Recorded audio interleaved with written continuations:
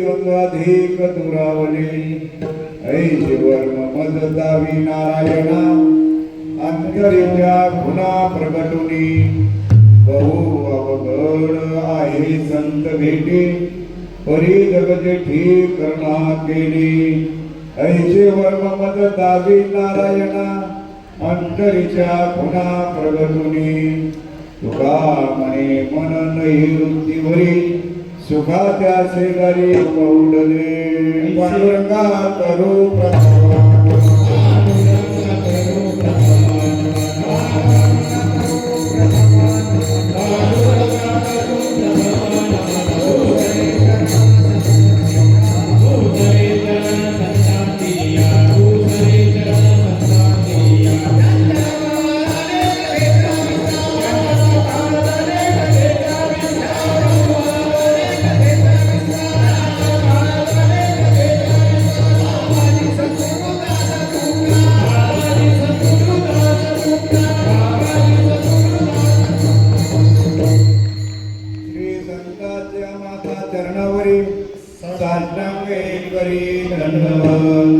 ओम नमो ज्ञानेश्वर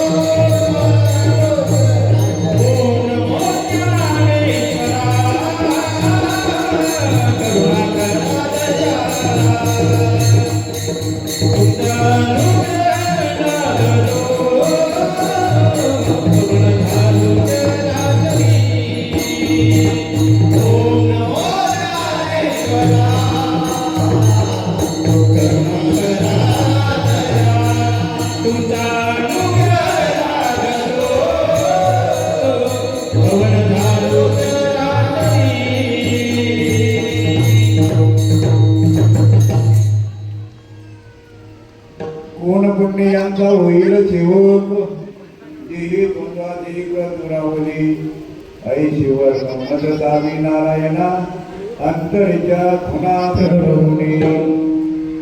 तुकाराम महाराज या अभंगातून भगवंताकडे मागणी मागतात. ते त्यांच्यासाठी मागणी मागतात का आपल्यासाठी मागतात? आपण मागावं म्हणून त्यांनी भगवंताकडे मागणी केली. वास्तविक हा मागणी पण प्रकरणातील अभंग आहे आणि या अभंगाचं जे काही थोडक्यात अर्थ जो आहे तो तुम्हाला सांगण्याचा प्रयत्न करतो. तुकाराम महाराज म्हणतात, असे कोण भाग्यवान, असा कोण पुण्यवंत, कोण पुण्यांचा होईल सेवक, असा कोणता भाग्यवंत महात्मा माझ्या जीवनामध्ये येईल आणि माझ्या जीवनामध्ये जे द्वंद्व आहे, सुखाचा आणि दुःखाचं जे द्वंद्व आहे ते दूर करून शाश्वत सुखाची प्राप्ती करून देईल. परंतु ते चिन्ह जे आहे ते या देहावर उमटायला पाहिजे, अनुभव यायला पाहिजे. कोण पुण्यांचा होईल सेवक देही द्वंद्वाधिक दुरावले ऐसे वर्म मद दावी नारायणा. नारायणा, मला असं एक वर्म सांगा की जेणेकरून माझ्या अंतरीच्या ज्या खुणा आहेत या प्रगट होतील. परंतु अशा संतांची भेट होणं जे आहे ते काय म्हणतात, बहु अवघड आहे संत भेटी परी जगजेठी करुणांनी. भगवंतांनी माझ्यावर कृपा केली आणि अशा संतांची मला गाठ घालून दिलेली आहे. आज व्यास पौर्णिमा आहे. तुमच्या आपल्या जीवनामध्ये व्यासासारखे परंपरेने आलेले जे तत्व आहे, गुरु ही पदवी ज्ञानाला आहे, परंतु ज्ञानाला आहे याचा अर्थ व्यक्तीला नाही असं नाही. पण बरेचसे बावटांनी अर्थाचा अनर्थ आणि भागवताचे चिंता केला. सांगा, तुम्ही तुमच्याकडे बहीण आली पाहुणे म्हणून, तुम्ही जर पोतभर कापूस सांगितलं, ताई हा कापूस आहे, याचे साड्या होतात, चोड्या होतात, पोरांना कपडे होतात, असे बावट भाऊ आहेत का? बरं, ते कपडे ते कशाचे बनलेले आहेत? कापसाचेच बनलेले आहेत. परंतु माऊली ज्ञानेश्वर महाराज सांगतात, पै पटत तंतू नव्हे ते तंतुशी विंदे ऐसे ऐशी खोली डोळा पाहे ऐके हे गा. कापसाच्या पोटी काय होत्या कापडाच्या गाठी, त्या विळत त्या जेठी कापड झाला. सांगा तुम्ही आता, ती व्यक्ती आणि ते ज्ञान वेगळं राहील का? पण ते ज्ञान पाहिजे ते माऊली ज्ञानेश्वर महाराजांना अभिप्रीत आहे. ते ज्ञान पैगा भरवे जरी मनियाथी आणावे, तरी संताया पदावे सर्वेश्वेशी, तनु मनो जीवे चरणाशी लागावे, अगरवत्ता करावे दास्य सकळ. अशा संताला शरण जा, अशा संताला शरण जा की जेणेकरून पूर्वीच्या साधू संताला जो अनुभव आला तसा अनुभव तुम्हाला यायला पाहिजे. तुकाराम महाराज सांगतात, या या देवाचे भरतावारे, देवाचे भरतावारे,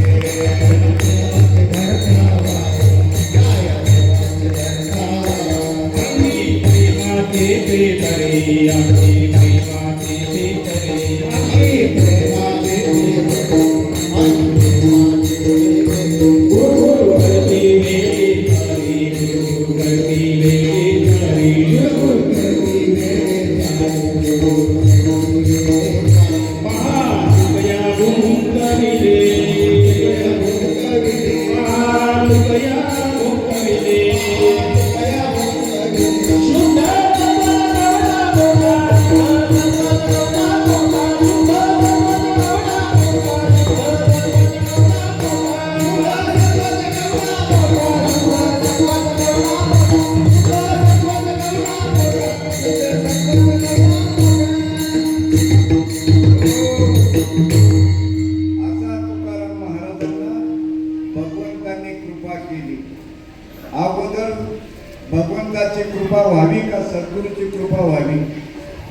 विठाल विठाल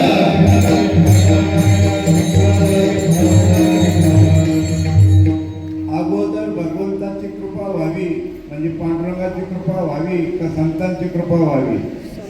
आणि जर तसं राहिलं असतं तर तुकाराम महाराजांनी पांडुरंगाकडे भगवंताकडे मागणी केली नसती.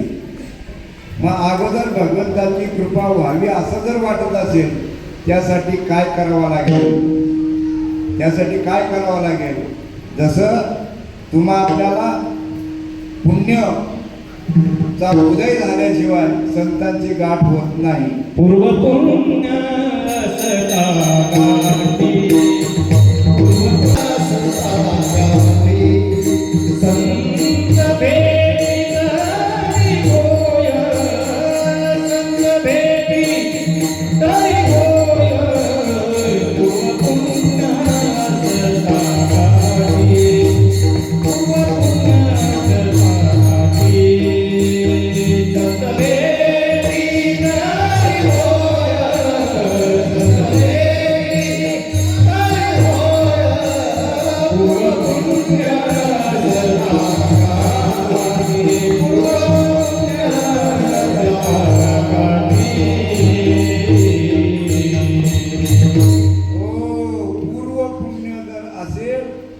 तरच संतांची भेट होईल. माता सांगा ते म्हणतात पुण्य पडले बहुत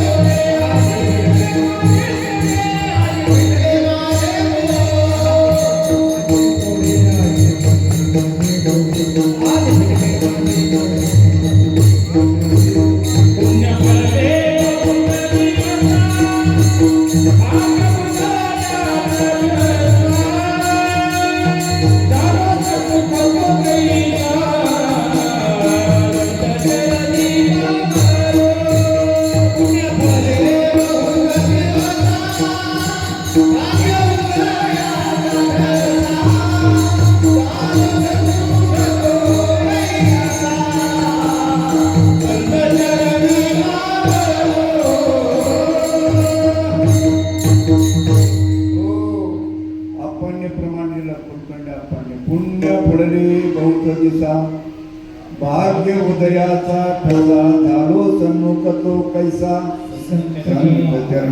पाऊल संतांची भेट होते पण अगोदर पुण्य फळायला पाहिजे, फळायला यायला पाहिजे. मग ते पुण्य फळायला येण्यासाठी अगोदर काय करायला पाहिजे. पहिला प्रश्न आहे ज्यांना हे लाभ प्राप्त झालेलं आहे एक तर त्यांच्या आईवडिलांचं पुण्य असलं पाहिजे. आईवडिलांचं पुण्य असल्याशिवाय किंवा स्वतःचं पुण्य असल्याशिवाय किंवा मित्राच्या मार्फत या तीन व्यक्तींचं तुमच्यावर पुण्य पाहिजे. स्वतःचं पुण्य, आईबापाचं पुण्य किंवा मित्र संगत. म्हणून ते संत संगत तिथे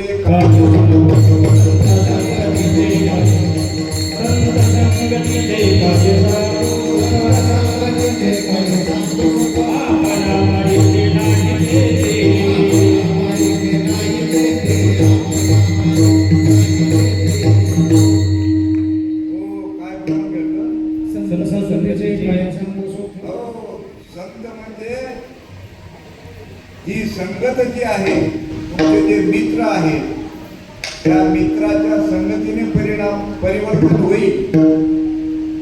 नाहीतर पूर्व पुण्य पाहिजे. वास्तविक या सर्व गोष्टीचा समन्वय घडून यायला पाहिजे. तुम्हाला एखादी वस्तू घ्यायची असेल तर पहिला प्रश्न त्या वस्तूची तुम्हाला गरज असायला पाहिजे आणि त्या गरजेची पूर्तता करण्यासाठी तुमच्या खिशामध्ये पैसे पाहिजे. तसं या ठिकाणी तुम्हाला अगोदर सुखाची ओढ लागायला पाहिजे. सुख नेमकं कशात आहे हे समजायला पाहिजे. वास्तविक पाहता सुखाच्या व्याख्या ज्या आहेत दृश्यामध्ये भिन्न भिन्न व्याख्या आहेत. कोणाला पैशामध्ये सुख वाटतं, कोणाला नावलौकिकामध्ये सुख वाटतं, वैभवामध्ये सुख वाटतं, कोणाला विषयामध्ये सुख वाटतं. पण साधू संतांनी सांगितलं विषयाचे सुख नको आणू मना.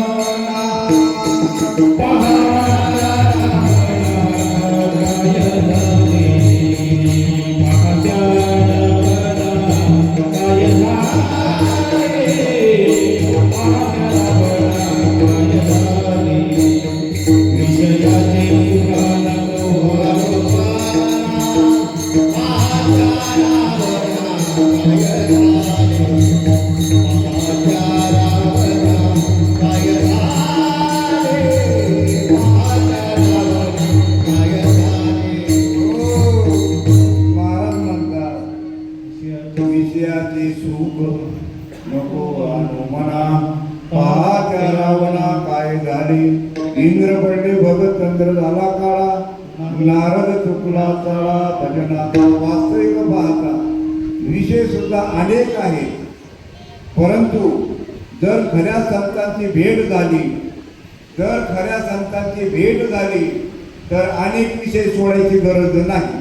वासनेची बीज जवळी जाय, वासनेची बीज जवळी जाय, वासनेची बीज जवळी जाय.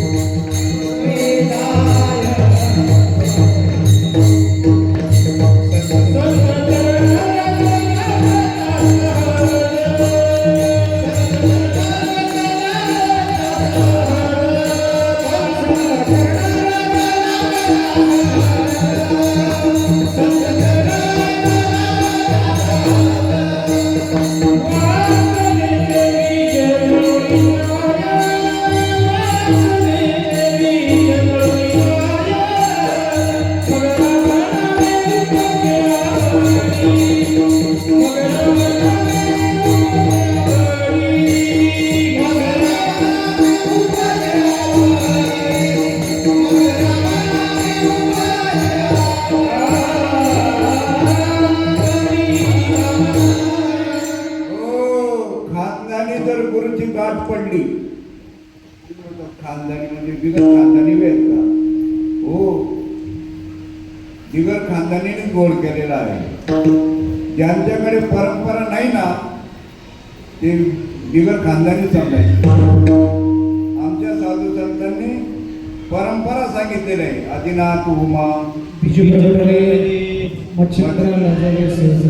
माऊली ज्ञानेश्वर महाराजांनी परंपरा सांगितली. पण त्यांची परंपरा फक्त कुठपर्यंत आली, माऊलीपर्यंतच आली.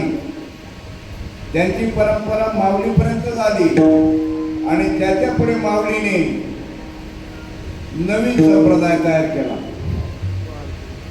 माऊली नाथ संप्रदायाची होती आणि त्याच्यानंतर त्यांनी नवीन संप्रदाय तयार केला. ज्याला वारकरी संप्रदाय म्हणतात. त्याला काय म्हणतात? आणि तो वारकरी संप्रदाय सुद्धा का तयार करायची वेळ आली तर त्यावेळेस सुद्धा अनेक संप्रदाय पैदा झाले होते. म्हणजे अनेक संप्रदाय होते. आता सुद्धा तसेच अनेक संप्रदाय आहेत. बानगुडाचे आहेत, आता सुद्धा आहेत ना. त्यांना शेंडा पण नाही आणि बुडका पण नाही आणि असे हिरवेगार आहेत. काय अनेक संप्रदाय. माऊली ज्ञानेश्वर महाराज दया आली आणि त्यांनी असा झेंडा रोवला आणि झेंडा रोवल्यानंतर त्यांनी सांगितलं ज्यांना जीव ब्रह्माचं ऐक्य मान्य आहे त्यांनी या झेंड्याखाली या. त्यावेळेस स्वरूप संप्रदाय होते चैतन्य संप्रदाय होता, आनंद संप्रदाय होता, असे जे काही संप्रदाय होते, नाथ संप्रदाय असे सर्व एकत्र आले आणि तेथून वारकरी संप्रदाय तयार झाला. पण त्यांनी सुद्धा आवरण आणलं हो. ते फक्त बोलते मगर करते नाही. बडे मुंह के लबाड, काला मोले कर जाए शाही के दरबार. सांगा तुम्ही आता पंढरपूर वारीला केवढी मोठी गर्दी होती. नेणारे कोण? नेणारे कोण? पंढरपूरच्या वारीला कोणी नेलं? महाराजांनी नेलं. म्हणजे मी पण जातो, मी पण नेतो. पण नेण्याचं जर कारण माहीत नसेल ना,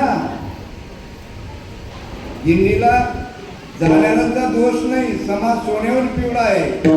पण नेणारा कशासाठी नेतो हे जर माहिती नसेल, काय कशासाठी न्यायला पाहिजे? हा, माहिती पाहिजे कशासाठी न्यायचंय तिथं पंढरपूरला. वास्तविक पाहता ही जी पंढरपूर आहे, या पंढरपूरला पूर्वी साधू संत न्यायचे तेव्हा साधन होते.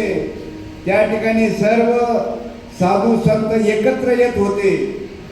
त्या ठिकाणी सर्व योगी जपी तपी काय सर्व संत महंत एकत्र येत होते. आणि त्या ठिकाणी हे जे वासनेचे बीज जाळायचं जे मंत्र जो आहे, तो मंत्र दिला जात होता. बरेचसे मंडळी म्हणतात आमचा उघडा मंत्र आहे. वास्तविक पाहता उघडा मंत्र हा सर्वांसाठी आहे. त्याला काय म्हणतात? महामंत्र म्हणतात. महामंत्र त्याचं खंडन करायला जन्माला येणार नाही. आणि तो जो रामकृष्ण हरी उघडा मंत्र जो आहे तो सर्वांसाठी आहे. तो रामकृष्ण हरी मंत्र चोर पण म्हणतो, भांडता पण म्हणतो, लफंगा पण म्हणतो, चांगला पण म्हणतो. पण त्याच्याने पुण्य, कोणतं पुण्य? स्वर्गाला जाण्याचं पुण्य तयार होईल, सात्विक पुण्य होईल. त्या रामकृष्ण हरी मंत्राने सात्विक पुण्य होईल आणि त्या सात्विक पुण्याने तुम्ही स्वर्गाला जाणार. आणि स्वर्गाला गेल्यानंतर महाराज म्हणतात स्वर्गीचे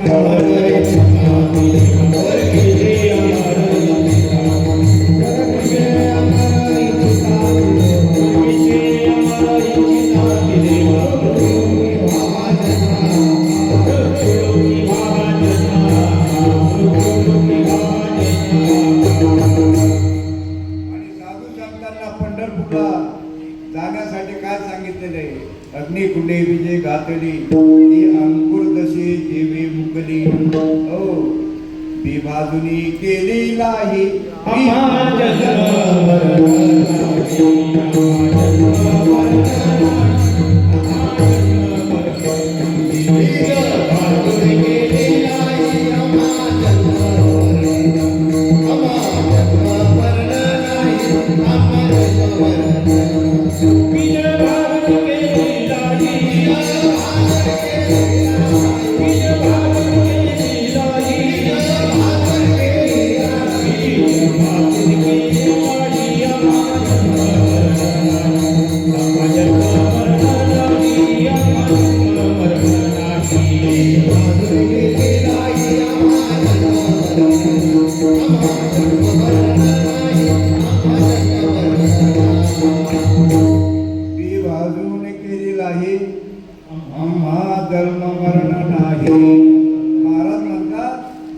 पंढरपूरला गेल्यावर बी भाजण्याचं जे काही साधन होतं त्या ठिकाणी दिलं जात होतं. आणि म्हणून लाह्या प्रतीक म्हणून घेऊन येत होते. प्रतीक लाह्या ह्या जिवारीच्या असतात. जिवारी पेरली तर उगते, पण लाह्या पेरल्या तर उगत नाही. तुम्ही पंढरपूरहून लाह्या आणतात, आता मुरमुरे आणतात.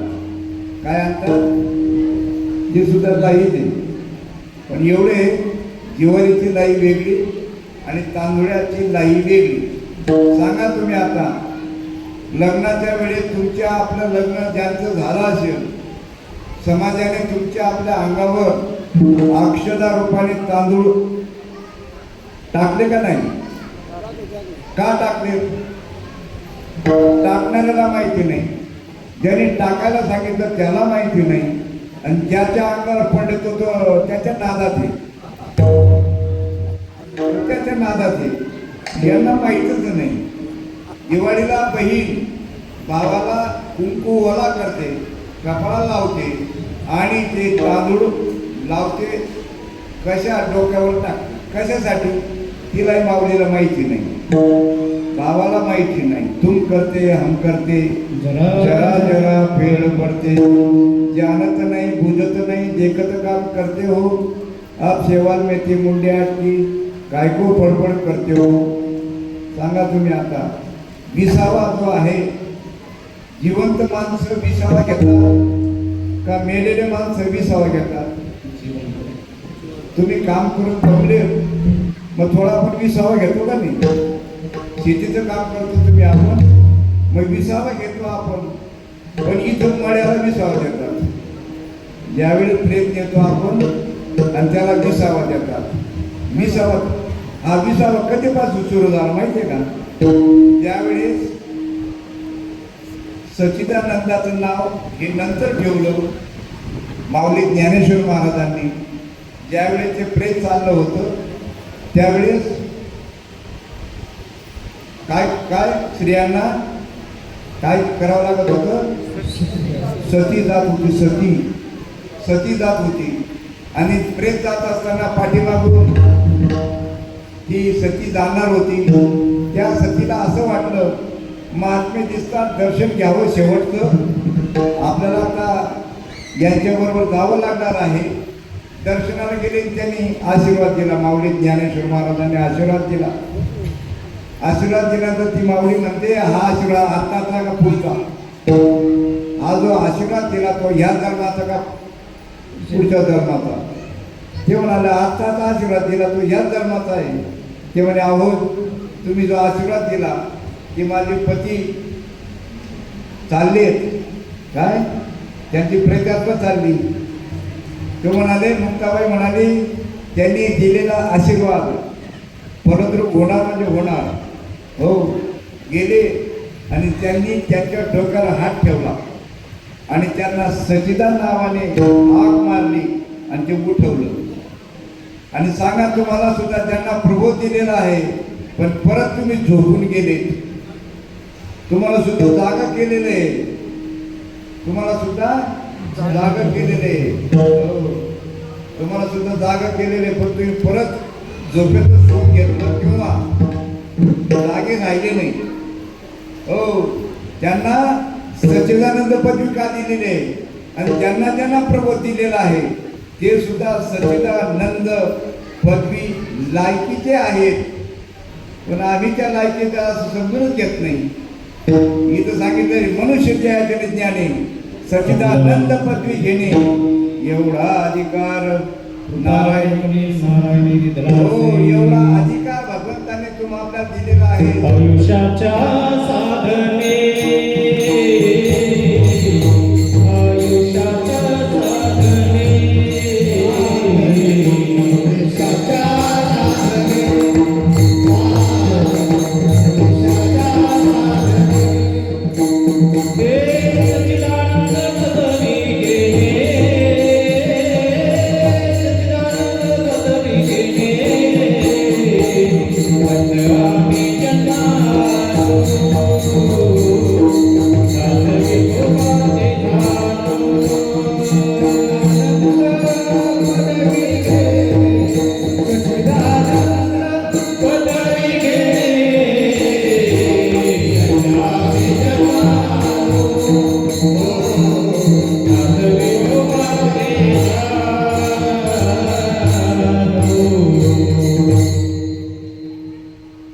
सच्चिदानंद पदवी घेणे एवढा अधिकार कृपा लोक नारायण म्हणजे भगवंताने तुम्हाला मग ती पदवी प्राप्त झाली का? हे फिरवा जरा. ही पदवी प्राप्त झाली का? ही पदवी प्राप्त जोपर्यंत होत नाही तोपर्यंत धर्माला आल्याचं सार्थक होत नाही. आणि धर्माला आल्याचं सार्थक झालं नाही ते म्हणतात धर्मा येऊनी काय केले तुहा मुद्दल गमवली गेली काठोड्याची नाशी पुढे भिकत मागसी. सांगा ते काय म्हणतात, जर ही पदवी प्राप्त केली नाही, तुम्ही एकीचकडे लावून धरलं सर्वीकडे दाखवा ना. लोक आहेत का नाही, नुसतं एकटा बाबा बोलतोय विठाला विठाला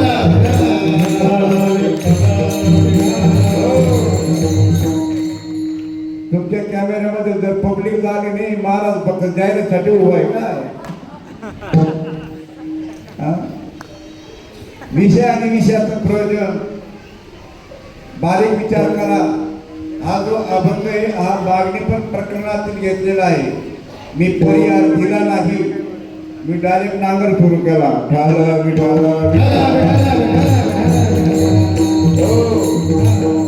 आपले माणसं पर्याय मी बाजूला दिला, त्याच्यात टाइम घालण्यापेक्षा विचार करा. हा मनुष्य जन्म पुन्हा नाही. सच्चिदानंद पद प्राप्त व्हायला पाहिजे, डिग्री मिळायला पाहिजे. तुम्ही जे शिक्षण घेतात त्या शिक्षणाची डिग्री असते, डिग्री, आणि त्या डिग्रीचं सर्टिफिकेट भेटलं मग तुम्हाला पुढे नोकरीला साठी कामास येते, तुम्हाला कोणाला दाखवायला कामाला येते. मग मनुष्य जन्माला आल्याची डिग्री प्राप्त झाली का? तरीच जग मायावे, तरीच जग मायावे, तरीच जग मायावे, तरीच जग मायावे. दास विठोबाचे भावे, दास विठोबाचे भावे, दास विठोबाचे भावे, दास विठोबाचे भावे, दास विठोबाचे भावे. हो, या दृश्य जगतामध्ये पंचमहाभूत आहेत. पृथ्वी, आप, तेज, वायू आणि आकाश पंचमहाभूत आहेत. या पंचमहाभूतामध्ये दोन भूत असे आहेत, पृथ्वी आणि पाणी. ही सर्वांना सम नाहीये, विषम आहे. कोणाला कमी, कोणाला जास्त आहे का नाही? मान्य तुम्हाला? कोणाला पाणी जास्त आहे, काही भागात पाणीच नाही, काहीकडे खूप पाण्याचं पाठ वाहतात, जमीन खारट झाली काही भागात, आणि काही भागात पाणी नाही. काहींना जमीन कमी आहे, काहींना अजिबात नाही. पण हे तीन तत्व आहेत, आकाश, प्रकाश आणि वायू. हे सर्वांना सम आहे का नाही? का कमी जास्त आहे? आकाश, प्रकाश, वायू ज्याला प्रबोध दिलेला आहे त्यांच्या टक्कुऱ्यात यायला पाहिजे. तुमच्या नाकातला आकाश, प्रकाश आणि वायू हे तुमच्या पुढचं आहे का जगभर आहे? काय? परंतु हे जे दोन आहेत याच्यात मात्र दोन जो आहे द्वैत आहे. म्हणून महाराज म्हणतात द्वैताची झाडणे गुरु विना ज्ञान, तया कैसे कीर्तन करे रामी, तया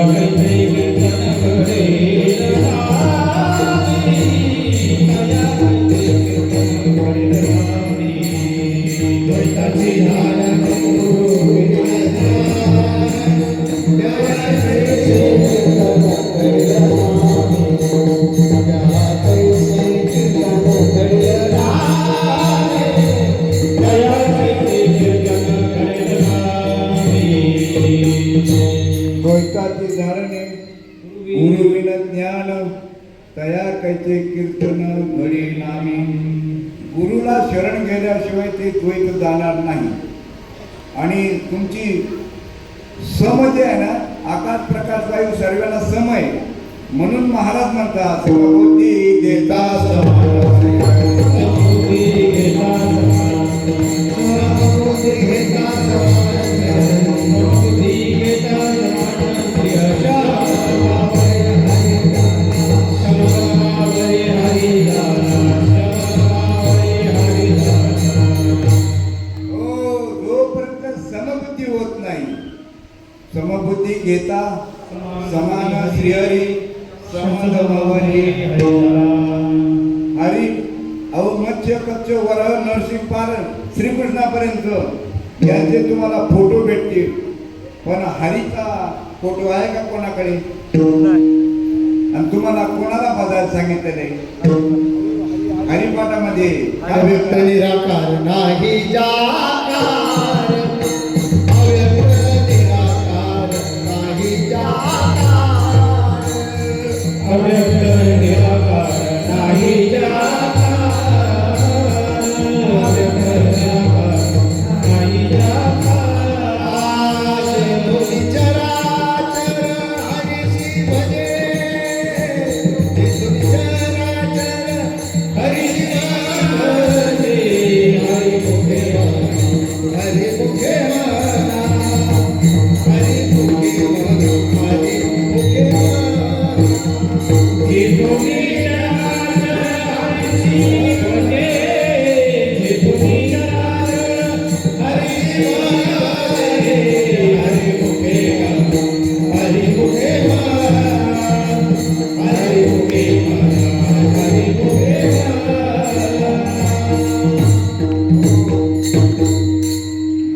महाराजांनी प्रमाण भेट दिलं. अव्यक्त निराकार नाही नाही जा आकार जेथुनी चराचर हरीशी भजे. आणि तो हरी खानदानी गुरुने ओळख करून दिलेली आहे तुम्हाला.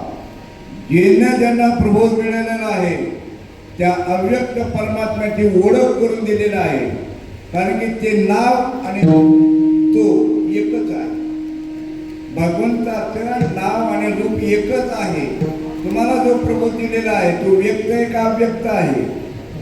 तुमच्या नाकातला आकाश प्रकाश वायू हे अव्यक्त आणि व्यक्त हे समजायला पाहिजे. व्यक्त म्हणजे जे दिसतं त्याला व्यक्त म्हणतात आणि जे दिसत नाही त्याला अव्यक्त म्हणतात. सोहम माझे नाव ब्रह्मपुरी आलो. सोहम माझे नाव ब्रह्मपुरी आलो. सोहम माझे नाव ब्रह्मपुरी आलो. सोहम माझे नाव ब्रह्मपुरी आलो. जगी विसरलो माझा मीत. जगी विसरलो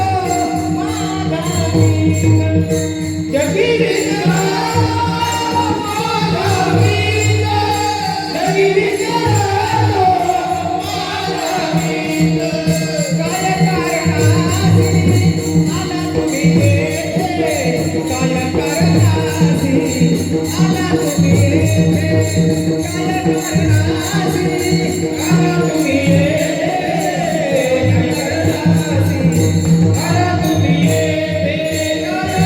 कारणासी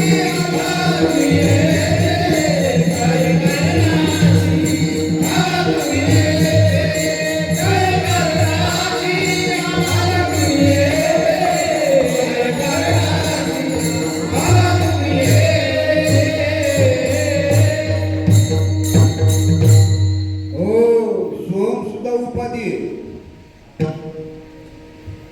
सोम सुद्धा काय उपाधी आहे. हो, वास्तविक तुम्हाला जे अनुग्रहाने प्रबोध दिलेले आहे हे साधन दिलेले आहे. भगवंताचं नाम नाही, भगवंताच्या नामापर्यंत भगवंताच्या स्वरूपापर्यंत जाण्याचं साधन दिलेलं आहे तुम्हाला अनुग्रहाने प्रबोध. देवाचं नाम जर प्राप्त झालं नाही तर तुमचं जन्म मरणच कळणार नाही. विठाला विठाला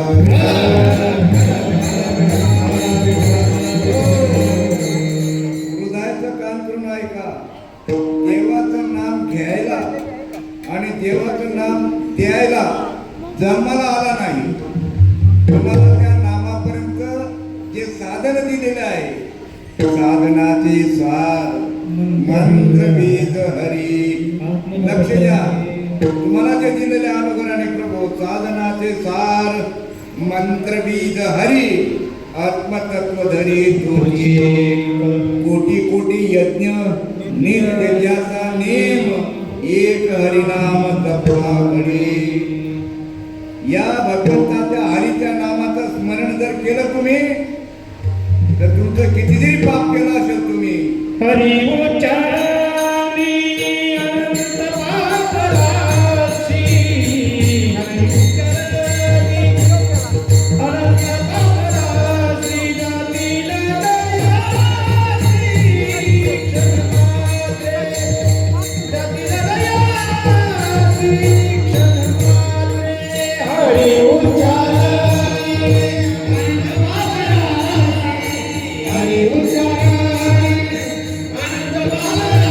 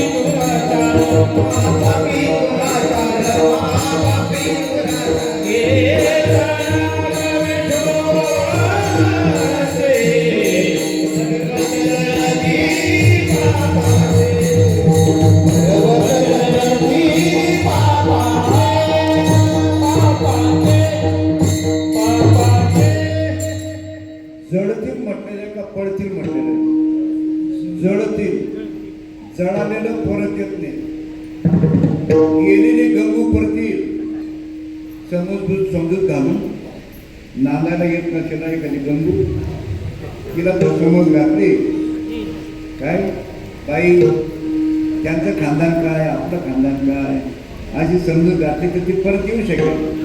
पण जळून गेलेली गंगू येईल का?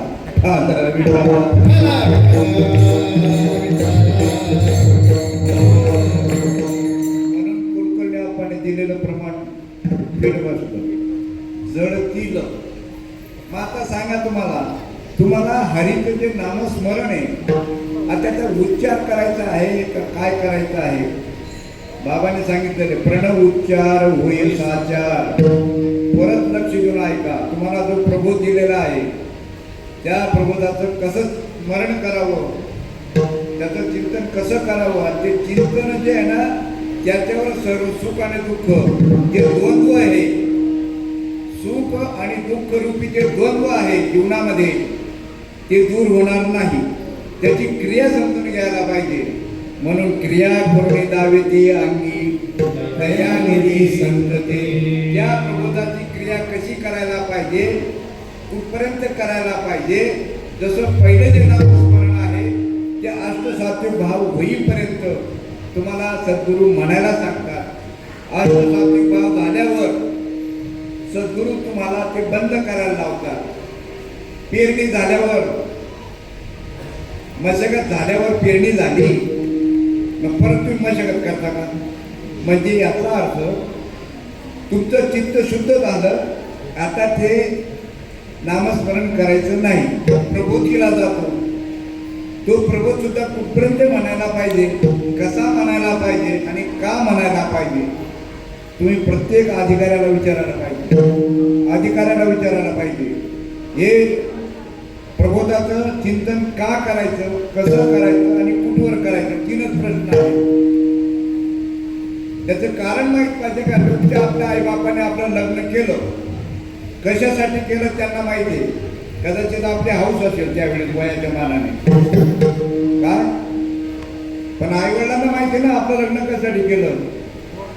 वंशाला दिवा पाहिजे म्हणून लग्न केलं नाही. आणि जर समजा 5-10 वर्ष होऊन गेले आणि जर पाळणा आला नाही तर म्हातारीला झोप लागत नाही. सर्व देव पाळते, देवरची पाळते. शेवटी निर्णय घेतात दुसरी बाई करायची. दुसरी केली, तिला पण झालं नाही तर भावाचा मुलगा दत्त घेतात. मग कशासाठी केलं हे माहिती आहे ना. तसं तुम्हाला प्रबोधाचं चिंतन कसं करावं, काय करावं.